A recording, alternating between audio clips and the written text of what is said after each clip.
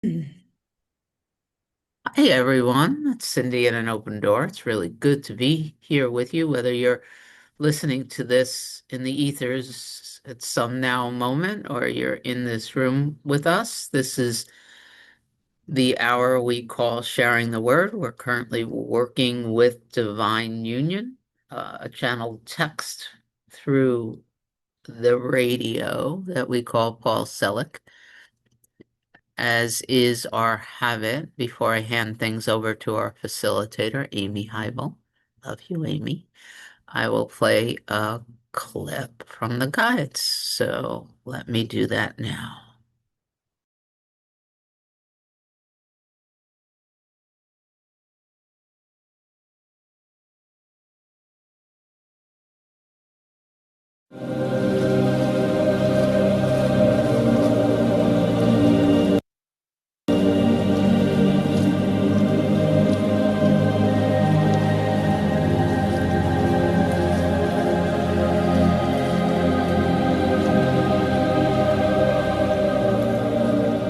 When you shift to a level of vibration that no longer adheres to your old or past creations, indeed, much of what you thought should be there will not be, and much of what you believed you should have may not seem in the least bit important.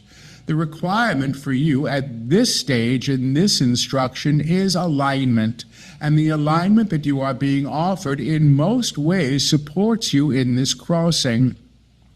Paul is seeing the image of a tightrope, and he is saying, why would I see something like that? That's a very precarious way to cross two things upon a tightrope. Why are you showing me this? You are seeing the experience of walking across the tightrope, but not the reality of it. You are not comprehending the net that is being held for you. You are not comprehending the distance between you as you are now and what you imagine you may come to. You are perceiving the tightrope through the old idea of tightrope, and you are claiming an identity in accordance with that metaphor. I am the one who is treading a tightrope. Oh dear, let me stand firm. Let me be led across carefully. Now, indeed, you are led across carefully, but what you don't understand is that as you walk, what you imagine was a tightrope broadens and becomes first a path, then a road, then an avenue, then a foundation. The precarious stance one holds when she first enters into the idea of the upper room. How do I maintain my vibration here? How do I know myself is safe with this new understanding? Can be seen as the experience of the one who has just crossed the border and does not know what the new landscape is or how she can be supported in it. She doesn't understand that it is by walking within the new landscape that it begins to explain itself through its expression. You see, what you have all done is seek to define what you experience and label it. When we said to a young woman yesterday, I am word through the experience of this thing, what we were actually intending to be understood was how you name a thing claims it in accordance with you. I am word through my anxiety claims you in an agreement to the anxiety as idea, everything that you would attach to the idea of anxiety, and you make it your own, or you attach energy to it in consort with you, and it becomes much harder to shed. Let me get rid of my fleas. Well, your fleas are all about you the moment you call them your fleas. When you move through the experience of a thing, I am word through this experience of what you might have named as anxiety or fear or anger, you actually can shift the causal factor that created it. You are no longer cementing your relationship to it through the name that it has accrued in the common field, because as we have already explained, everything can be seen as energy. To understand that the qualification that you each hold at this level of vibrational accord is to be in benefactor self as the one who is receiving would be hugely helpful.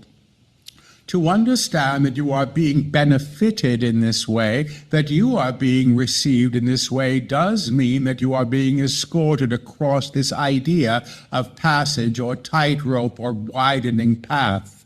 To understand that what exists on the other side of this idea is simply another idea that has not yet been impacted or corroded or corrupted by the meanings that things have been given would be useful. Well, I must be in a tropical country. I see fruit upon the trees. Well, I must be on another planet. I see stars and what I think are spaceships. I must be in heaven. Oh, there goes an angel with some wings. You must understand that the equivalency you hold to all of those ideas was commandeered in the common field. And while you seek to understand yourself through the environment that you have come to, you must let the environment become your instructor, to tell you what it is experientially beyond your requirement of naming the thing. Imagine you're going out with a fine young man and you say, I think this may be my boyfriend. I think this may be my future husband. You have already mandated a potential and you are seeking to realize the fine young man as this or as that. Even the qualification of fine and man claims you in an agreement with the ideas that accompany it. To simply have an escort and learn who the escort is through the experience of him, her, it, whatever it is, in fact, would allow the thing to reveal itself, would allow the potential that may be inherent not to be limited by the dictation that you would proffer it, or the idea of what you would claim it as in order to define it. I have a dear friend. She is speaking to the people on this planet or that stratosphere. I have a dear friend. He consorts with this angel and that angel. And while you understand these things or ideas, you are actually claiming them and guaranteeing that your experience of them is in fact limited by your own ideas of what these things can be, should have been, or were once thought of. The idea of naming anything is useful. You'll call your cat Fluffy when it is time for dinner. Fluffy, come and eat. But however, Fluffy may answer to the name, but Fluffy simply is. And while the name is useful, the cat is other than the name. And the cat is actually even other than the idea of cat or cuddly thing that you might offer it and define it so that you may hold a relationship to it that conforms to your idea of having a cat named Fluffy. Now, Paul gets upset when we speak in these ways. Are you trying to be funny today? I don't like your examples. We are speaking over you today as much as we are allowing yourself to be heard in the background. We are speaking beyond. And the reason for this is that when we instruct beyond what you have already been spoken to about, we must challenge the ideas that you hold as well as the ideas that those who've elected to serve in this capacity as student may also comprehend. The idea of being a student is indeed to be named, and you are acquiring the benefit of the idea of being student through the classroom that you are engaged in. But even the idea of being a student, one who learns, hold a definition, just as the idea of teacher or instructor holds a definition. And what you don't yet see is that we are actually in accord to you already in multiple realities beyond any name that you could offer us and any way that we could define you.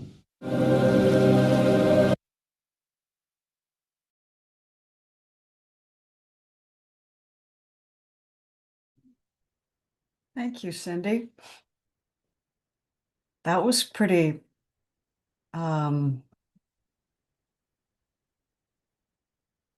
interesting. I'll just use that word. William, good morning. Good morning, everybody. Good morning, everybody. It's great to see you here. And William.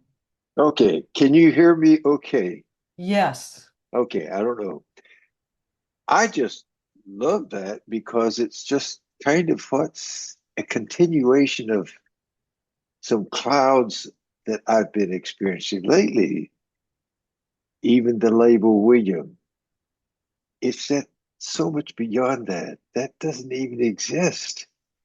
It's just as I listen to him, it's like there's nothing but this space and this something is kind of like this is the feeling I had listening, just beyond, beyond, beyond whatever fluffy, whatever I they I see that I live my life like fluffies, putting names on everything.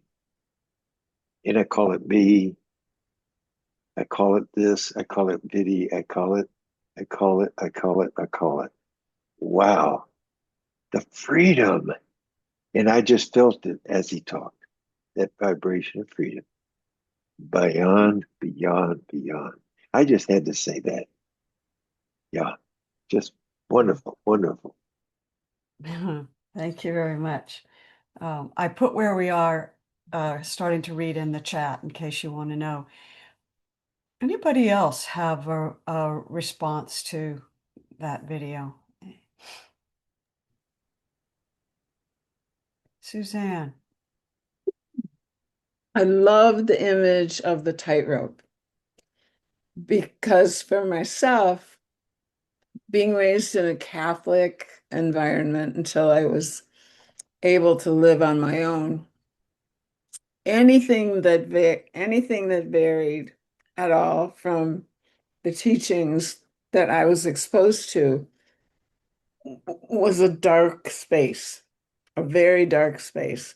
And so it took a lot of years, to release that. And what I realized listening to this, that I thought I was on a tightrope every time I was exposed to a new idea. But now in this study, that tightrope really does feel like a path. And then I love the way they said it becomes a path and then a foundation. So it's almost like a second skin that I'm feeling these teachings have the potential to reveal to me that foundation has always been there. This idea of me as a separate being, doesn't exist, but me as connected to all the foundations of all the beings. So I love the idea that idea of the tightrope, thinking that, oh, it's dangerous if I listen to this. It's dangerous if I try to do something, away from what I've been taught. It was so deep in me that it was only through this study, this Paul Selig study, that I was able to see that tightrope was never a tightrope and it was always a path. Okay, great. Thank you so much. Anybody else? John, good morning. Good morning, everybody. Yeah, what I got out of that, thanks, Suzanne. What I got out of there is right at the end, because we're cognizant of definitions when they said multiple realities beyond any name I could afford it. When I become cognizant of that, beyond any name that I could afford it. And then they said, and anyway, we could define you. So that's an incredibly respectful way to talk about us people here. And that was really, really powerful. It hit me like a bullet between the eyes that they could say such a thing. So that was the bomb went off when I heard that. Thank you very much. Thank you, John. Thank you. Sandra, welcome and good morning. Good morning, everybody. The word that jumped out to me was cement. When he said, when we think we know something, we name it, and then we attune to it, and we're in accord with it, then we cement it. And that just I thought of my feet stuck in cement. And that that's why sometimes it feels difficult, even though it's not difficult, it feels difficult because I'm so sure I know something, to break free of that. Yeah. Yeah. Great comments. There's a whole fabric that's being woven out of these comments. Um, anyone else? Alice, and then Suzanne. Alice first, since Suzanne, you've already spoken. So Alice, go for it. Good morning. Hey, hi, good morning, everybody. Um, I I think the idea of cement too is like it was kind of a reminder of the not danger, but the falsehood of naming anything, you know, and claiming it. And I felt like cement was when I attach a stronger version of attachment, where we're it's so solidified as cement. What I've called it, what I name it, what I say it is, and it's always a limitation. Yeah, thank you. Suzanne. I just I just wanted to add one thing. The guides have been talking about the fabric of reality lately. And I asked ChatGPT to create a visualization for me to make that clearer for me. And it was a really good visualization and meditation. And if anybody wants to have a copy of it, I'd be happy to drop it in the chat. Yeah, absolutely. If it can fit in the chat, why not? Yeah, it's just a PDF. I'll put it in the chat. Oh, okay. Yeah.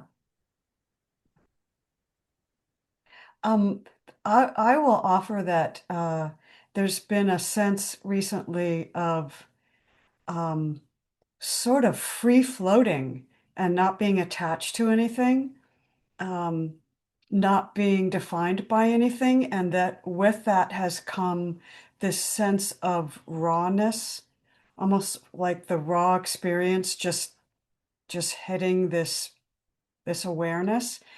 And I've noticed that there's been a lot of fear coming up, and the fear is the fear of not knowing. So, like when he said, um, that let go of the names, and as Sandra said, drop the cement.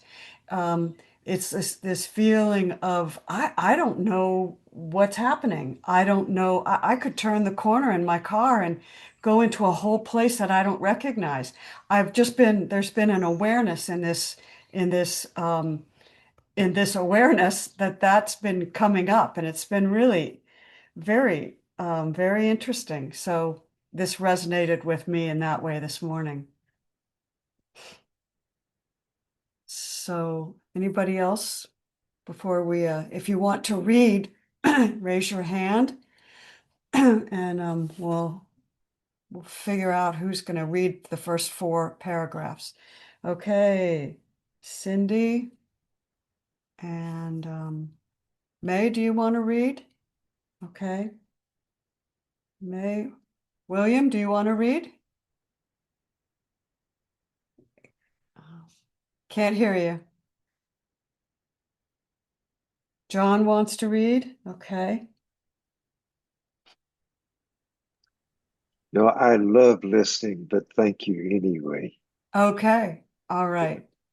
All right. I will read too. So we got our first 4 paragraphs there. Um, and does everyone know where we are? Okay. Good morning again. And Cindy, take it away. See where we go.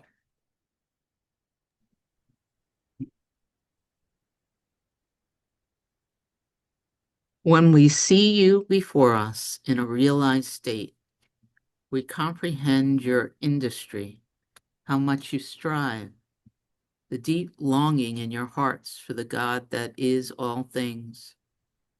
Your reliance on the personality self to benefit you in this regard is somewhat confounding.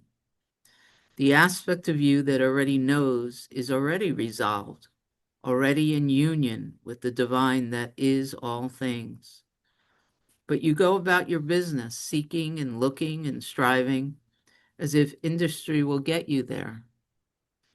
What will actually get you there is allowance and reception. to allow God to be God beyond any idea of God, and to receive that as if you are the transmitter for and of it. When we teach through Paul, he operates as transmitter or radio in some ways. While his system is present, we override the system in order to teach and give you the language that we hope will benefit you.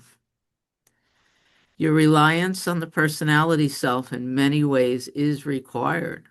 I need to know the address of my home. I need to know my favorite color and my best friend's face.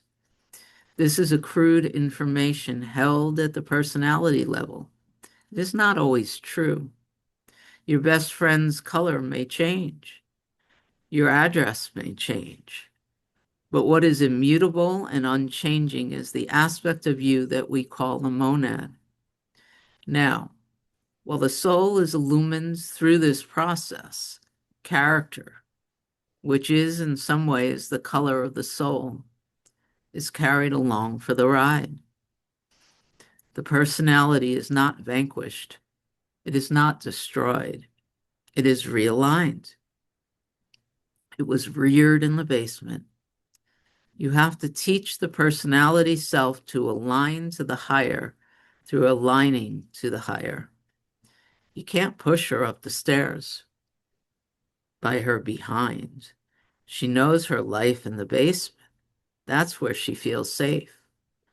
When the personality aligns in benefit to the divine self, the realization that what is always true is present for you will be something that you will have to attend to.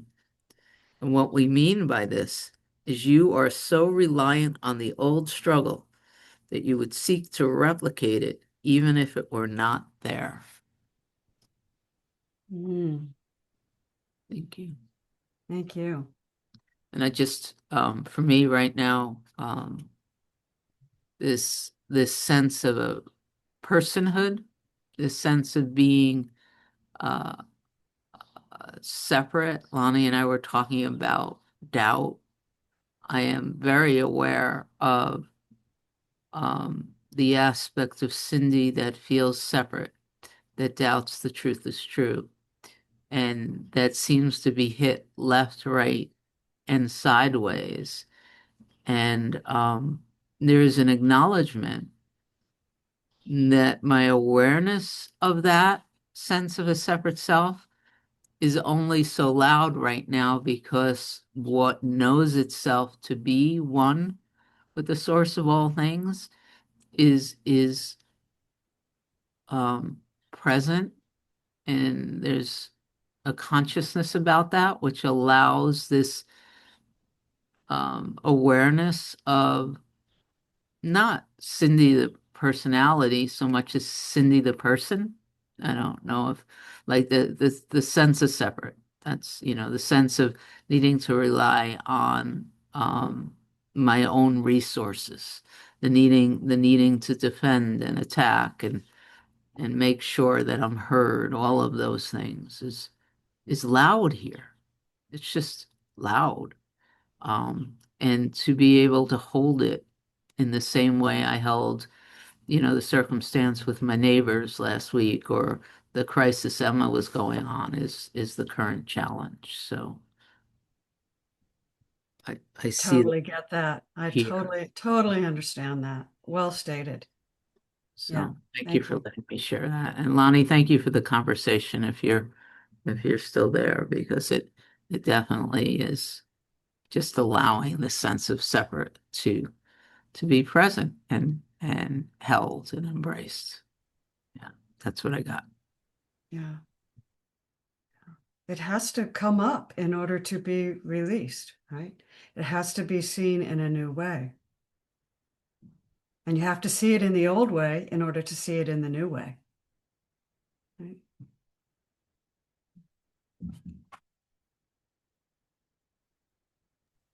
All right. John, and then Yeah, May. I just like to make a comment on what I heard there. Three main points: allowance and reception. on the first paragraph. Yes. Just a reminder again, be in allowance and receptivity. The second paragraph is the monad comes up. Just a reminder of that, the oneness, monad, the oneness. And the last one is at the very end, what Cindy read, it's really about habits.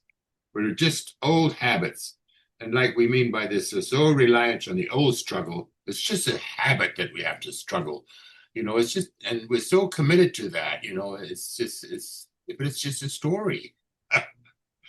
Well, that was beautiful, really. Thank you. Yeah, good summary, John. Very nice. Thank you for that. Okay, May, take it away. All right. Now, there are men, there are women who have devoted their lives to the divine, perhaps the mystic or the one you would think of as the saint. They, indeed, became realized, but not by the alignment or the order they took part in or the instructions of the monastery. They became realized through the heart's reliance on what is always true. And the dismantling that occurred in some ways was the process that they engaged in, the dismantling of the personality structure that demanded things be a certain way. We are not making you saints. This is not that teaching, but we are supporting you in, indeed, a mystical path, which involves union or partakes in an idea that you can drink from the well that is always full. The well that is always full can be your name for God. It would serve you well. It cannot be emptied. It need not be replenished because it never dissolves. Your receptivity to the well is your willingness to drink from it, to float in it, and to allow it to expand, so that the well is all things seen and unseen. When we teach through Paul, we simply say we understand his questions, because every question he has moored in one idea. This cannot be true, or perhaps will not be true, and I will be discovered as a fool. That has never happened, nor will it. The teaching we have offered predates Paul and his ideas of what should be. And we speak to Paul in this moment as an idea, Paul's idea of Paul. The true Paul, you see, knows all this well and has held it for many years, many, many, many years, beyond his idea of time. The same is true of all of you. You may think of us as reminding you of what you have always known and what you will always know from this level of tone. Should I continue or Yeah, why don't you okay. take it? Now, why would it not be true? But for one simple reason, that there is no God, or God itself is pernicus and would welcome some and boot a few back to the low depths that they came from. Why would this not be true if this were wishful thinking and nothing more? This is always true. Underline that. The nature of the divine, God is all things, is always true. But you look to the evidence of separation, humanity's cruelty to one another, why some die this way, or while others thrive, where there seems to be no reward for good behavior, but often bad behavior is supported in strange ways. Your reliance upon the old structures actually informs these things. Nice guys finish last. My God is a vengeful God. God should do as I wish. All claims of separation, and you end up denying the divine, even if you think you are pursuing it. Mm. That kind of summed up what we were all talking about earlier. Yeah. What are some ways that we deny the divine even as we think we are pursuing it?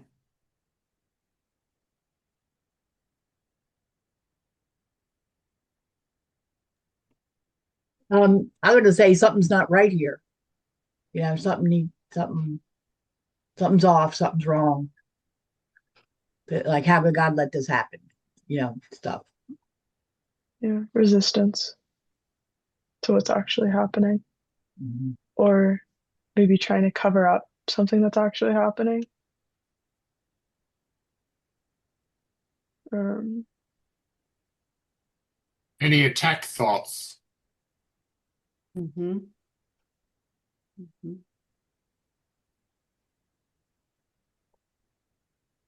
How about seeking itself?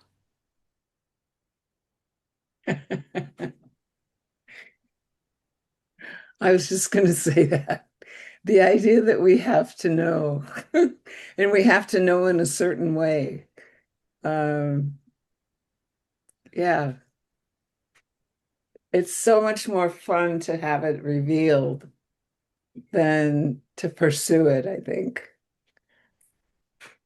There's much Yeah. more spaciousness in allowing the revelation. Yeah, not defining it before it happens or before it's like really integrated. Sometimes I find myself like straining almost, being like waiting for some or like that can kind of be ways and then I catch myself. I'm like, okay, let this be easeful and just like move on. Like it doesn't have to be this way. Yeah, yeah. And Alka says, or how could God let this happen? Boy, that's a common one, isn't it? That's a really common one. Um, Guilt is another one. I should feel guilty about this. William, what have you got? Well, I just love the last paragraph of that. The well that is always full can be your name for God. It I would do serve too. you well, cannot be emptied, not be replenished. You can drink it, float in it, allow it to expand. That's what I'm feeling. It just is this space of on and on. Nothing, nothing, it's everything. That's what I'm feeling. The phrase, thy will be done. Wow, whatever the hell that means, but it gives me that same sense of, it's almost like floating around in this space that is true and I can't even define it. No labels are necessary. Wow. The words WILLIAM, it's like they just float away. There's no identity there. Wow, that feels so free. So that's what I see when I look at these pictures here on the computer. They just kind of go like this if I don't focus on them. It's just whatever. It's always full. Thank you. Yeah, I love that too, that these names for God that are the well that is always full, things like that that are not even human, that don't have any relation to humanity. John is up next if you want to read, John. You know where we're starting, but you have to unmute. It starts as we have always said. Is that right? There are many people. Okay. Top of page 39. Yep. There are many people who understand themselves through what they accrue in a lifetime, perhaps in a relationship, perhaps a monetary system that has benefited them. But we will say to those people, you will not take it with you. What you will take with you beyond this lifetime is the claims you have made that have claimed you in congruence with your true nature. The soul's progression, you see, is not necessarily linear. You may find yourself one moment in the basement and another moment on the third floor, and then soon after, somewhere other. All these things are actually happening concurrently, but experienced by aspects of you that have different things to learn. As we have always said, there is an aspect of each of you that is already in the upper room, claiming the kingdom. The kingdom as we teach it is a realization of the inherent divine in all things. God as earth and sky. God as each human being, each thing born, each thing even seen and unseen.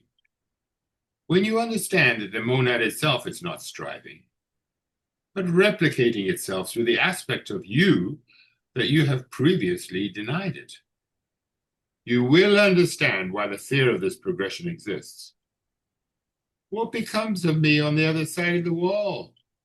Who would I be without the mask I have worn? Question mark.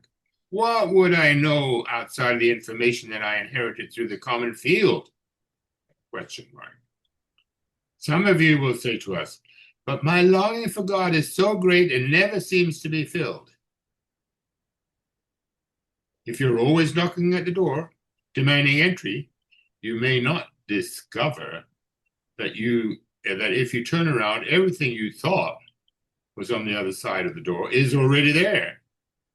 Already there. You are not making God be God. You are allowing God to be God. There's the word allowing again. Yeah. Did you want me to stop there? Why don't you finish the next paragraph?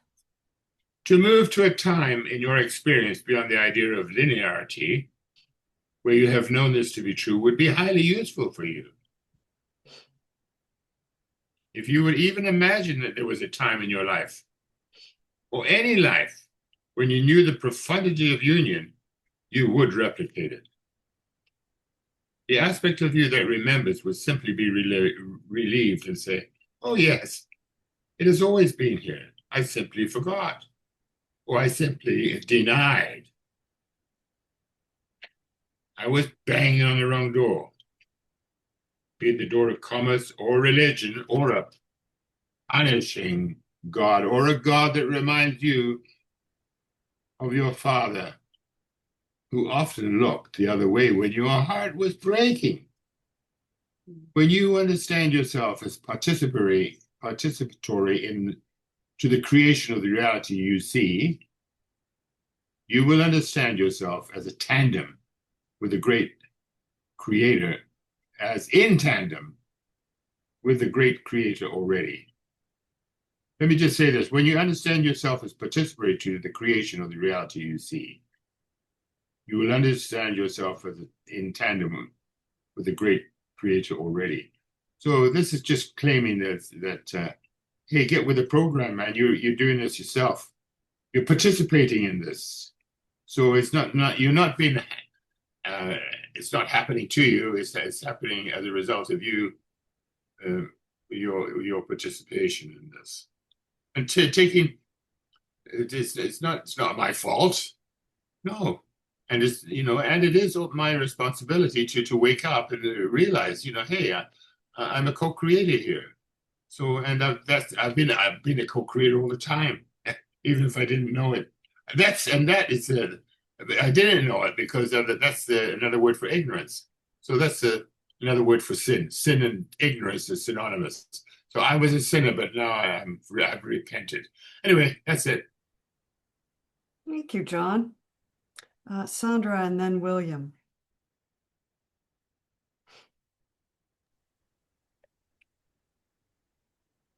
That line also really struck me.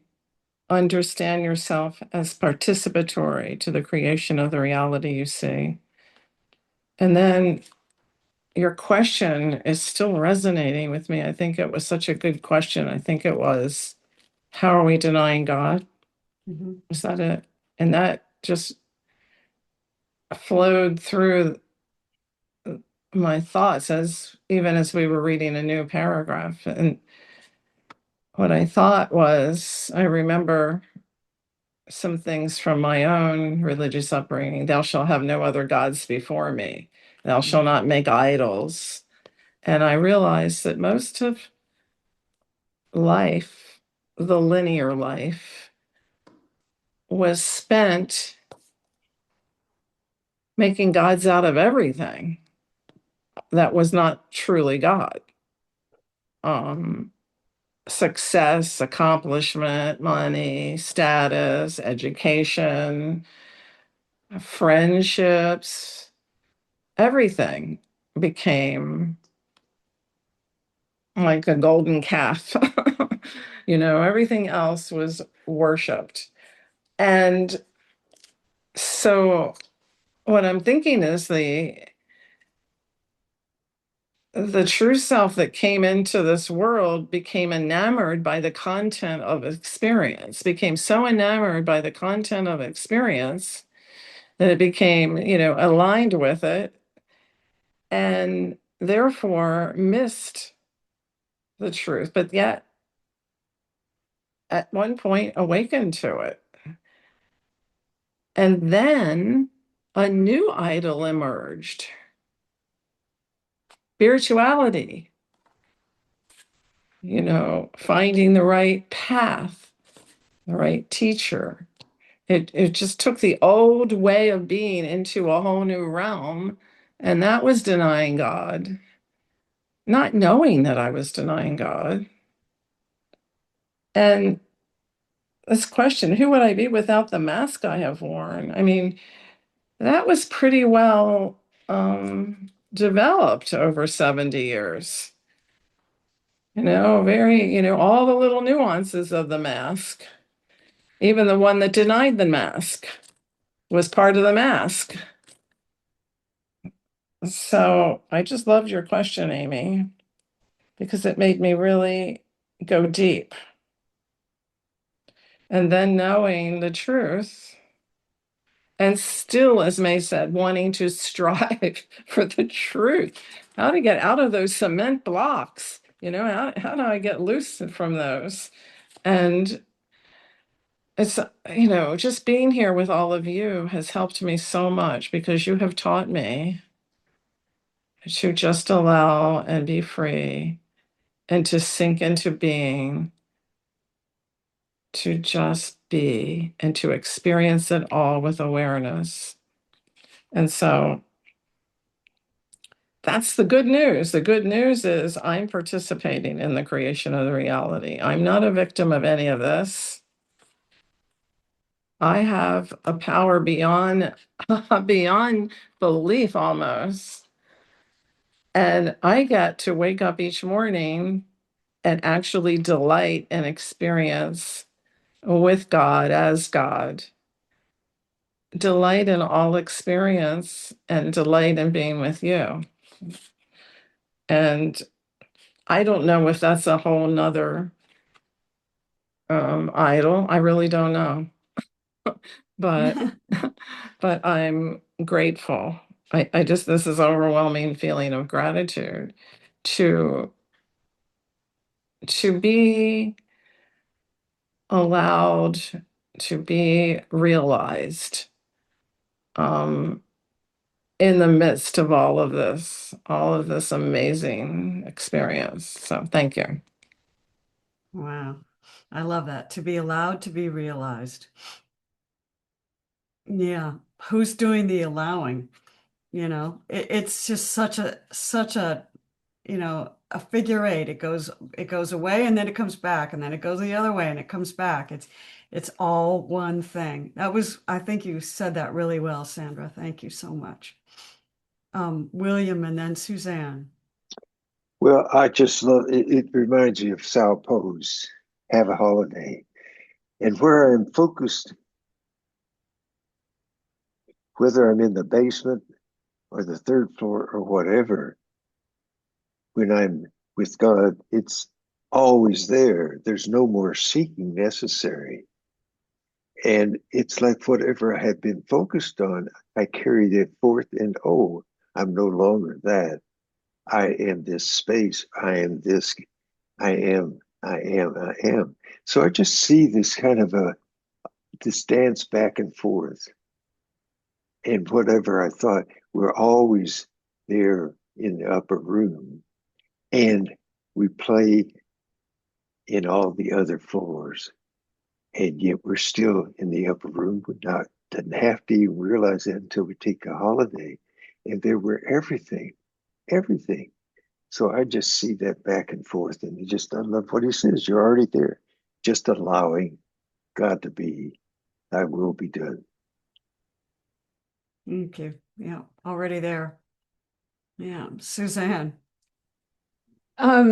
So I'm kind of echoing what Sandra said.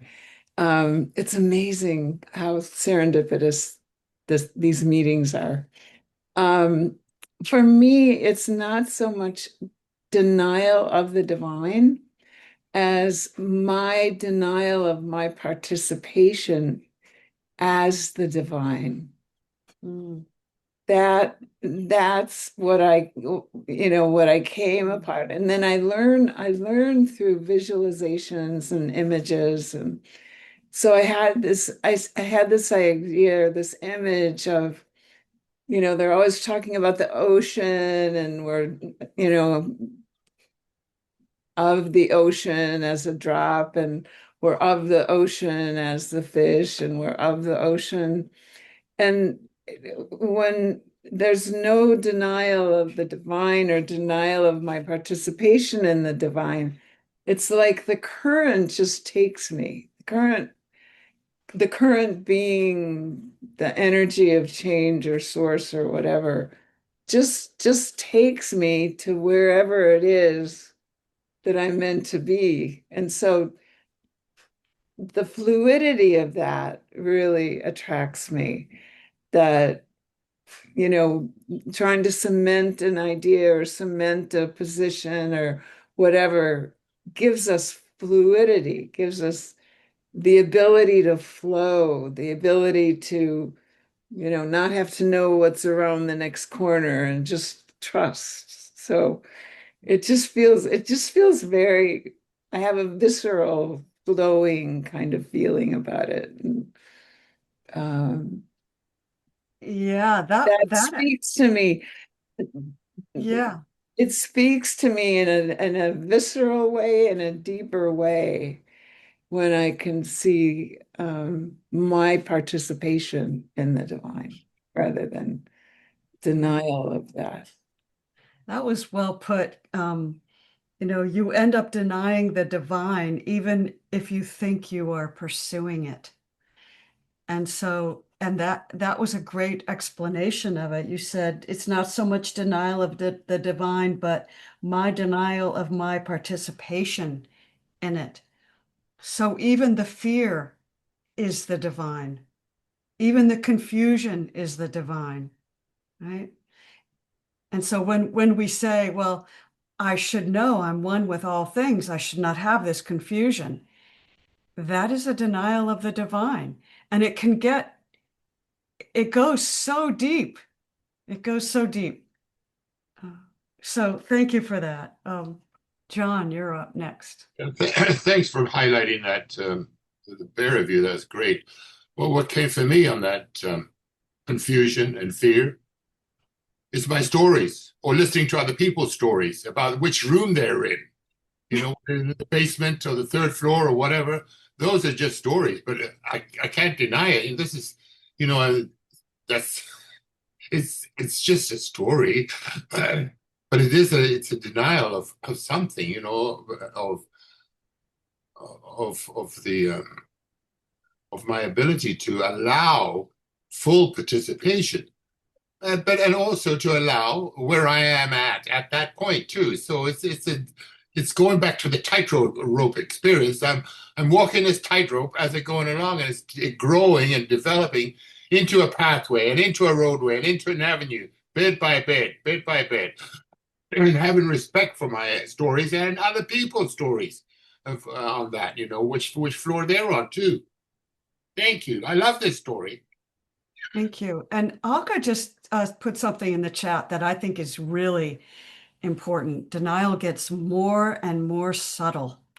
That is so true, which is, and you know what?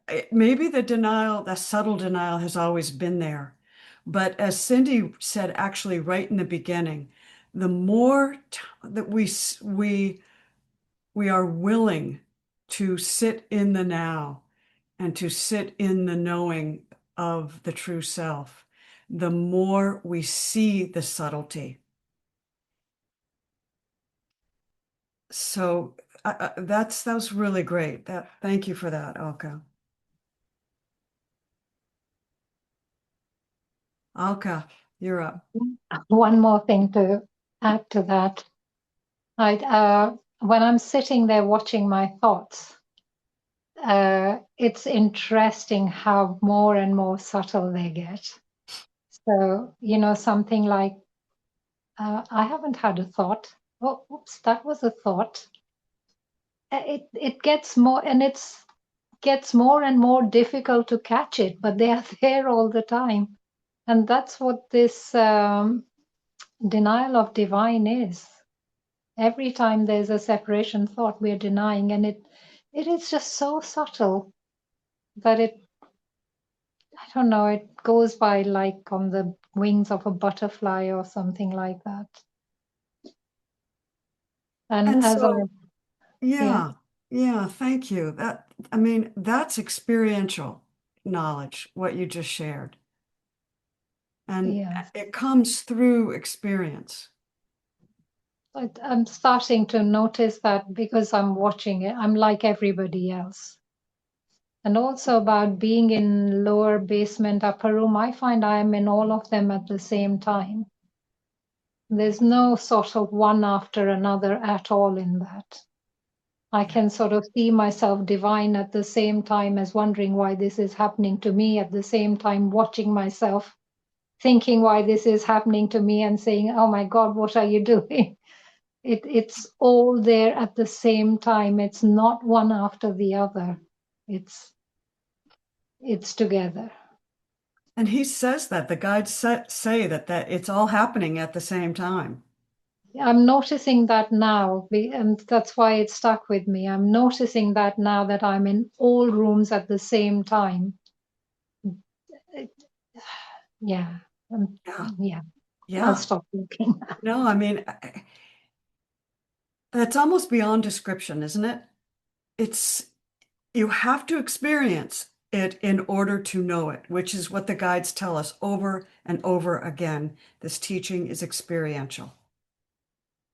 So once you have that experience of being in all the rooms at the same time, that begins to erode your sense of linearity. It begins to erode your sense of time and your identity.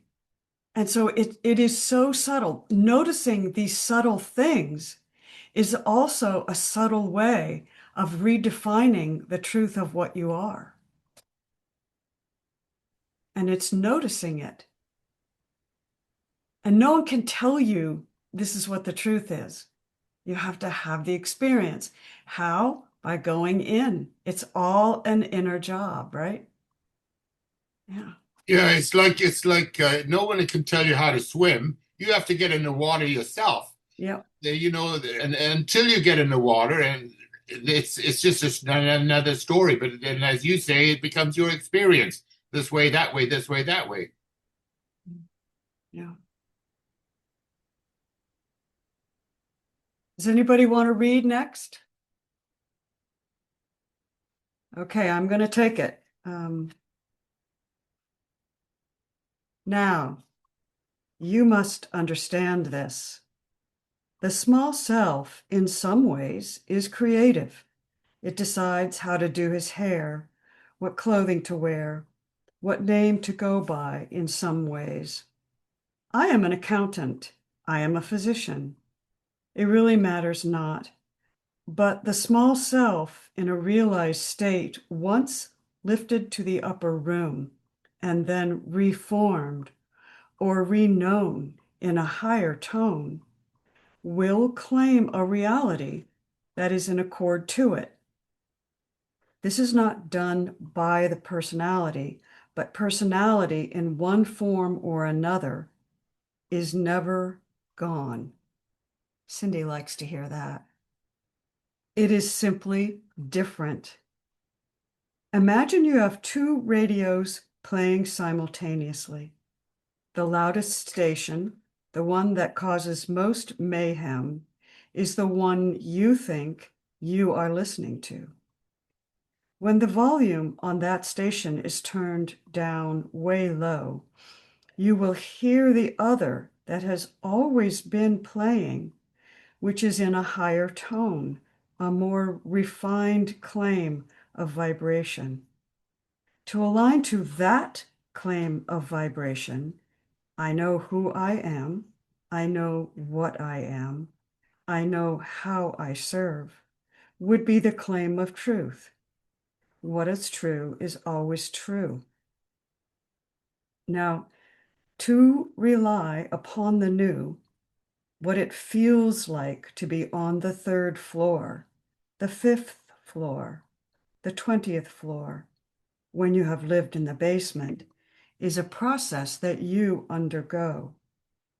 When the monad, or the divine self, seeks replication through you, it is simply bringing light to the ideas of self that you have known, that you have held in shadow, birthed in shadow perhaps, which means perhaps you entered this life with a memory of great pain or great separation that will seek to be healed. The process of this healing is not only a challenge, it is a great joy. And a great joy can be undertaken when you understand that what you are experiencing is indeed rebirth, or the re-knowing of self beyond the old names you have utilized.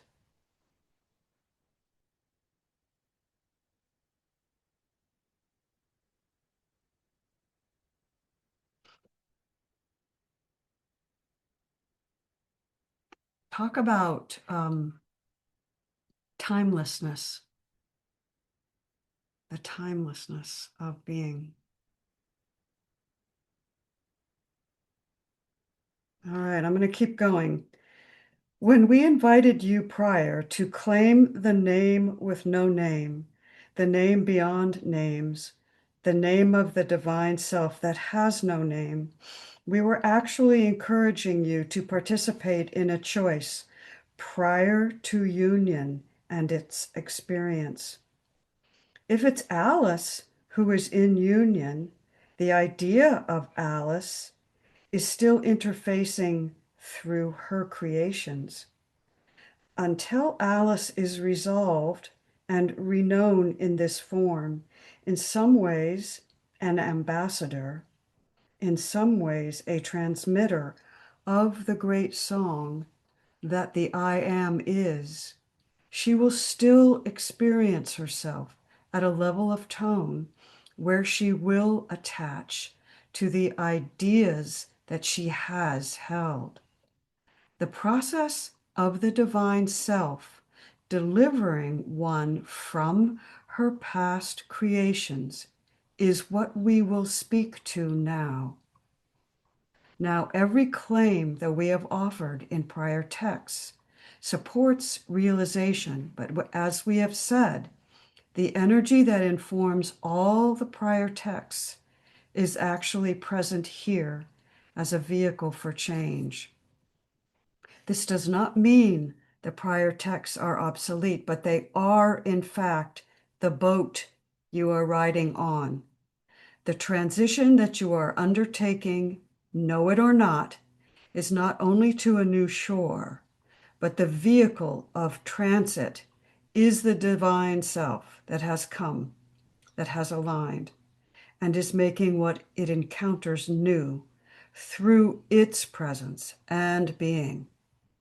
Some of you say to us, I want this done now. By now, you mean already done. But then you seek a future where such things can be so, and you dismiss the aspect of you that is already present in this avowal of truth. I have come. Wow.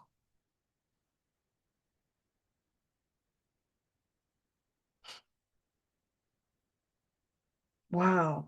So, what I heard in this is that the monad has extended itself in many different branches of the tree. And we may be at the tip of one branch or the tip of 5 branches simultaneously. And as the monad calls itself back to itself, each one of us that is the seemingly separate Alice in this form, or Alice in another form, or Alice at another end of the branch of the tree, is going to call to herself at every single intersection on every cellular level of that tree to come back. and will encounter and re-encounter herself as she comes back to the whole, as the divine self, encountering herself as the seemingly separate self. And that's the teaching now, is that every time you encounter your seemingly separate self, you encounter it as the divine self, right? Which is the one self, right? Which is the knowing that I am.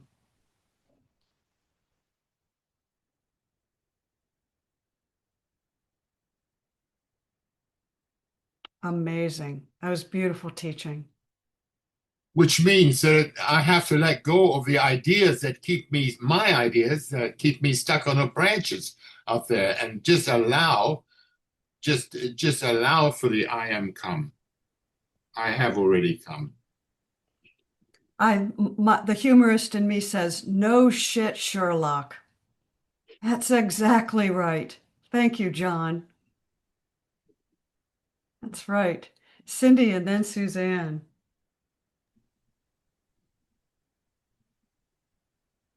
I raised my hand in response to what John just said. Um,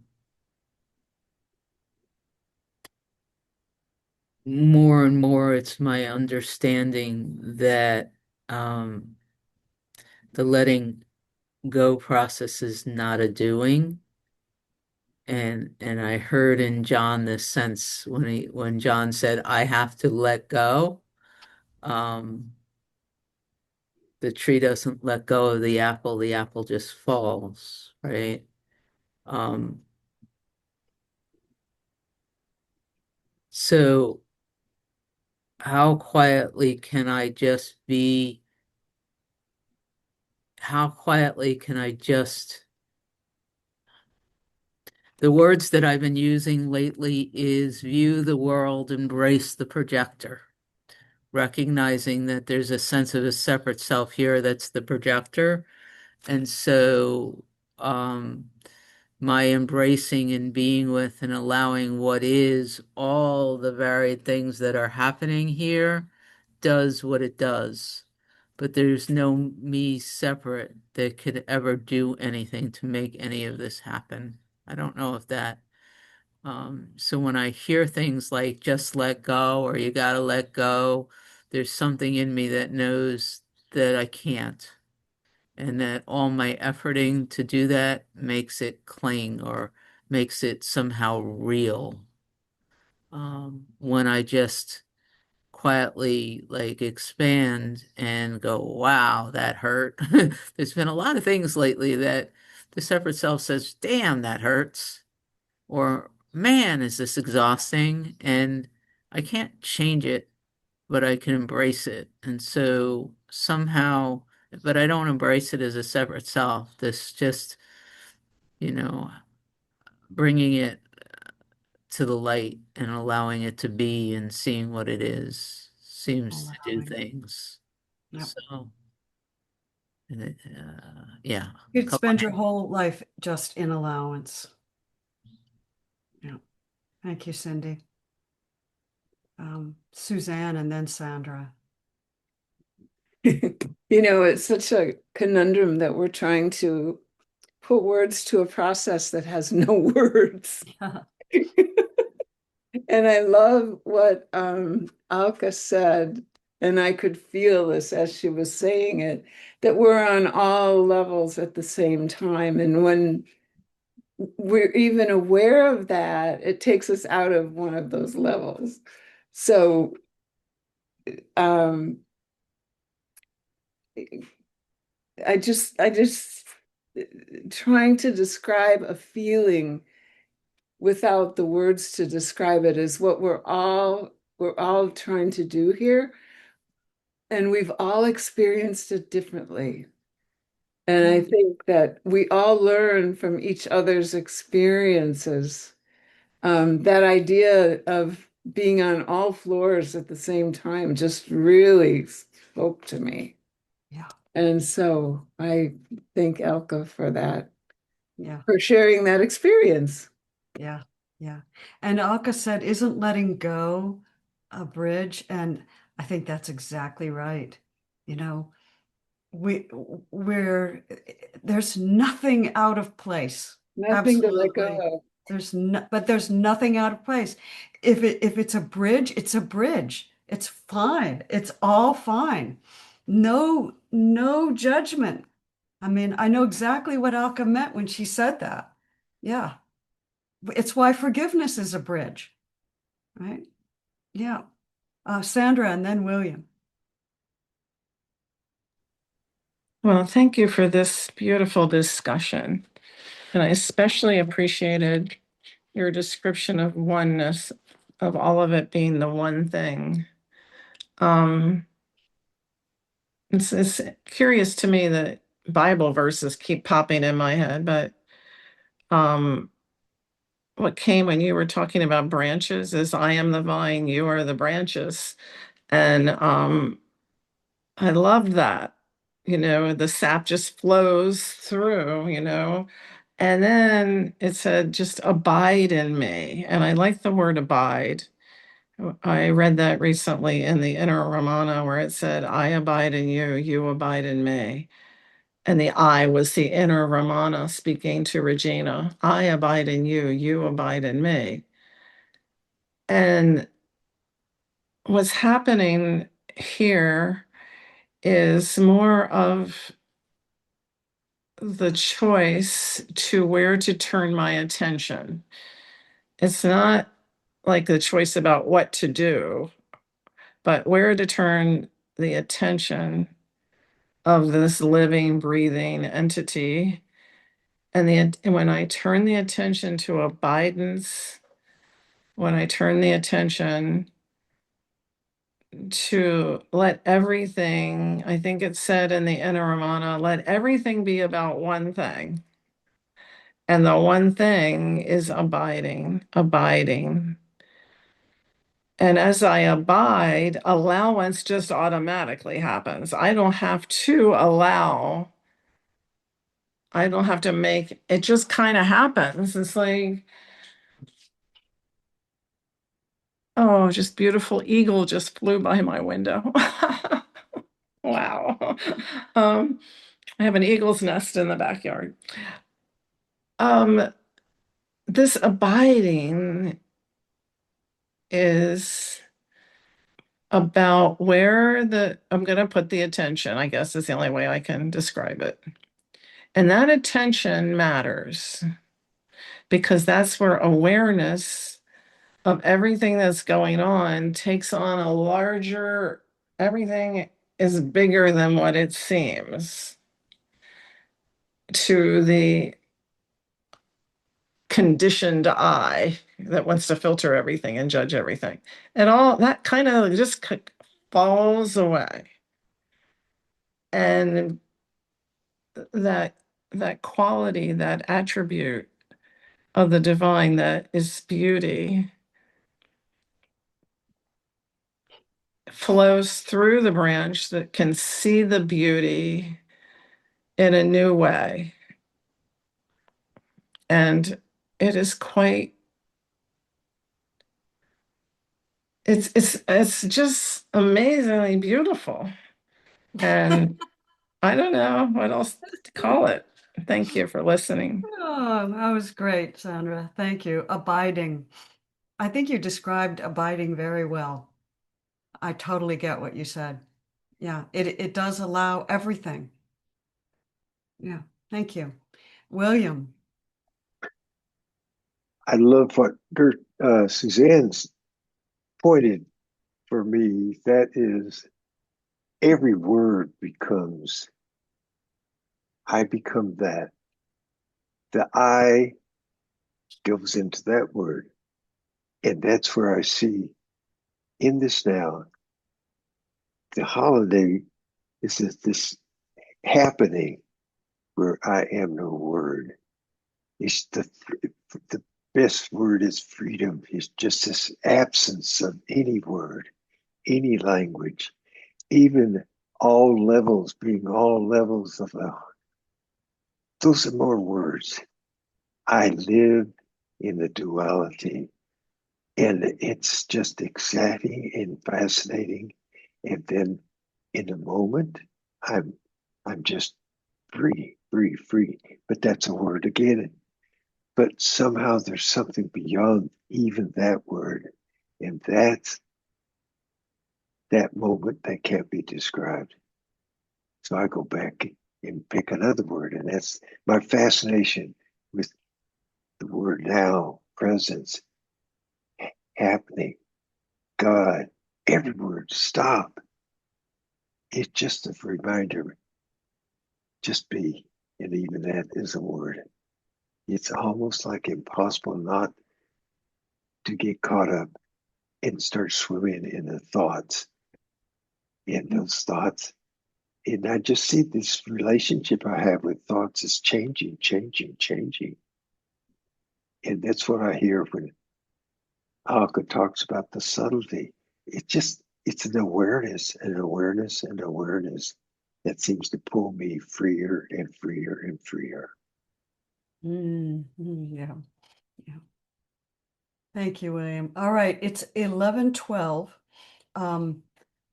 Next week on June 12th, I don't think Cindy will be here and I will not be here. So is I'll be Suzanne, here. I'll be you here. will? Okay. I will not. So we'll start on page 41, right in the middle of the page on the 12th of June. And Cindy, do you want to say a little bit about the New Testament? Do you want to take the next couple minutes to talk a little bit about that and let people Sure. know? Yeah, it's our next MPP class. Those of us who have been hanging together doing these classes have been having a great time. They're a real different, they're not studying these different traditions. They're using these traditions to open up our own contemplation. So you've heard people talk about true meditation. That was one of them. And we did, we just finished in a Ramana. The next one is called Jesus in the New Testament. And I love it because it's not the study of the New Testament. It's the using the scripture, certain areas of the New Testament to allow a deeper understanding, a deeper contemplation. And a contemplation, my definition of contemplation is just using an object, like a sunrise, a sunset, truth teachings as a way into a deeper realization of truth. So um, homework, Regina creates the structure of these classes, and then I get to play facilitator. I've done all of these classes both as a participant and as a facilitator before, and I just love them, and I love what we're doing in an open door. The dates are in that link. I put a recommended donation, but people here know that any dollar amount is welcome. It helps support an open door. Some of it goes to Awakening Together.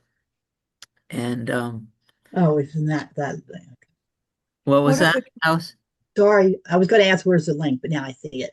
Um, 2 weeks from now is when the homework starts. And then the first time we meet, I think, is June 25th. And it's four Okay. weeks instead of 3 weeks. So, and then we won't meet July 4th weekend. So it'll be 5 weeks that we'll get together from 3 to 5 on Fridays for keeping that time the same. I already know that Melanie has said yes. Michelle Costa has said yes. And man, whoever could be part of it, I'd love to have you. It's fun, right? A lot of us here have taken these. And I'm going to stop the record button. Yeah.